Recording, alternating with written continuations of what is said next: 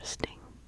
I thought, since I can't remember ever not liking the sounds of bones. I mean, there's bone necklaces and there's bone jewelry, and the sounds of bones hitting is a very interesting and calming sound to some people. I don't find it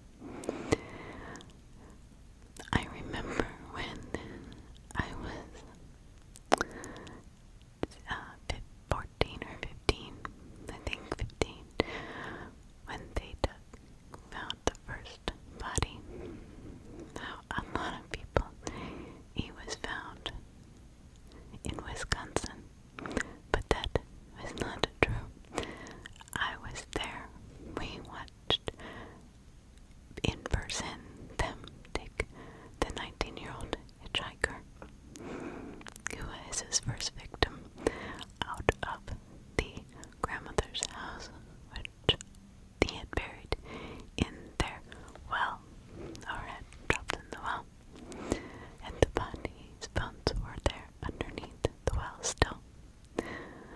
We would sit there and watch for hours.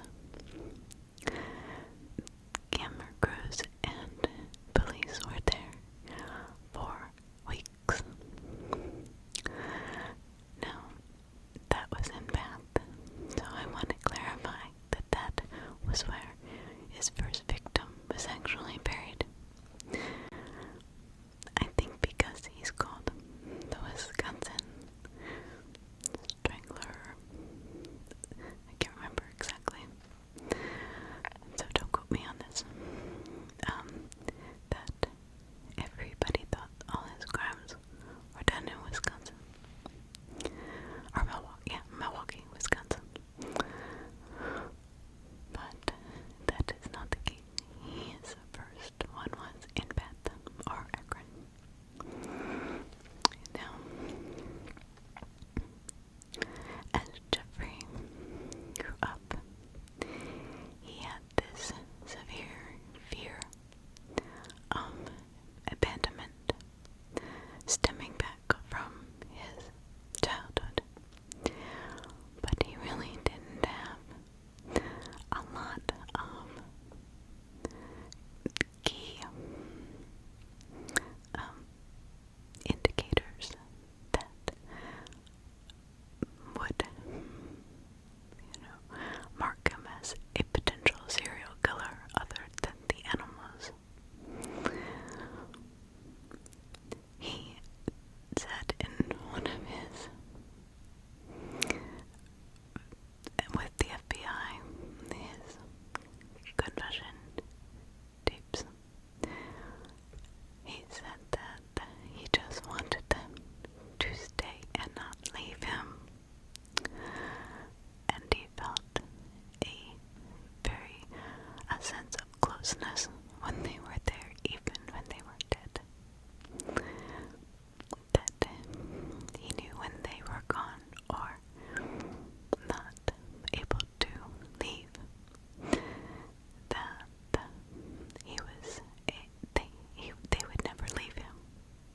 And that was the biggest reason that he actually killed them, because he was so afraid of being left, which I think is very sad. That is a very sad feeling, and I would not wish that upon anybody, although I would not kill anybody to keep them with me, of course, but it is sad that he felt so empty inside and so lonely that he felt he had to kill them to make them stay with him. Now, just because I said that, I don't mean any disrespect to any of the victims.